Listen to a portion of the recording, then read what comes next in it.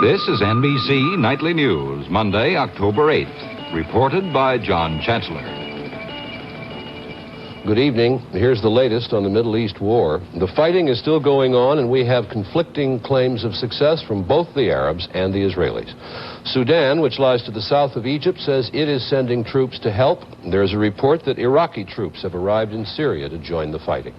The biggest area of fighting is in the Sinai Desert, where hundreds of Egyptian tanks are fighting.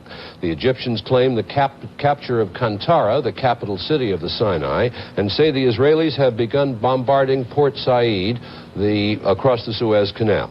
The Egyptians claim 24 Israeli jets shot down, and there are other indications that figure may be low.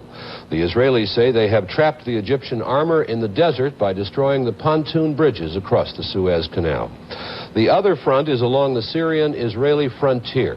The Egyptians say they are continuing their advance.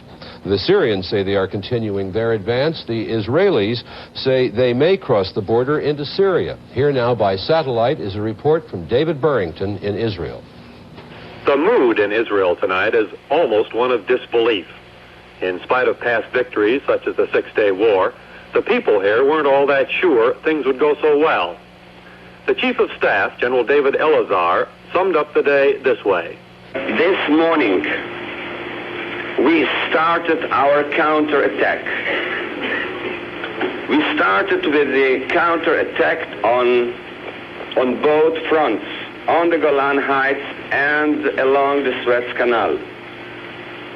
I am glad to tell you that we managed to push almost all of the Syrian forces to the ceasefire line, and some of the Egyptian forces, although still there are some Egyptian forces on this side of the Suez Canal. We are now in the middle of the battles. We continue our counterattack.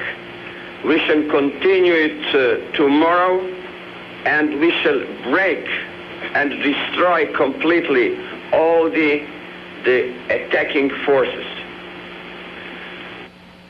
The Israeli offensive gained momentum all day long. New victories reported almost every hour.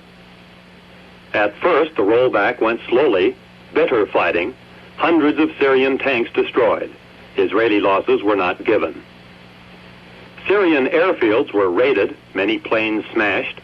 Around noon, 3 Syrian bombers were shot down.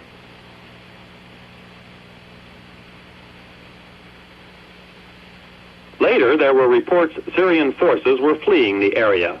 Israeli officers said the Syrians had fought fiercely, much more so than the Egyptians.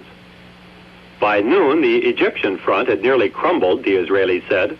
400 Egyptian tanks were marooned after crossing over to the Israeli-occupied East Bank.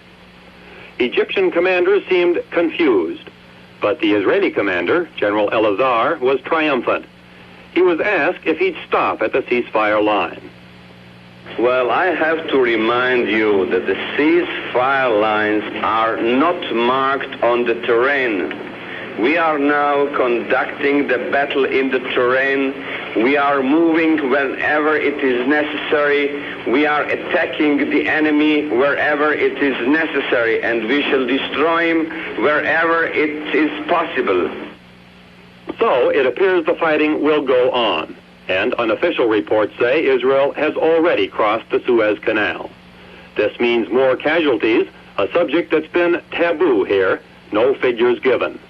An aide to Prime Minister Golda Meir said she is upset, very upset, at casualty reports. The wounded continue to arrive at nearly every hospital in the country. Again, the number is classified. There's not even an estimate. In the Sinai, fighting against the trapped Egyptian tank force has been restrained to avoid casualties.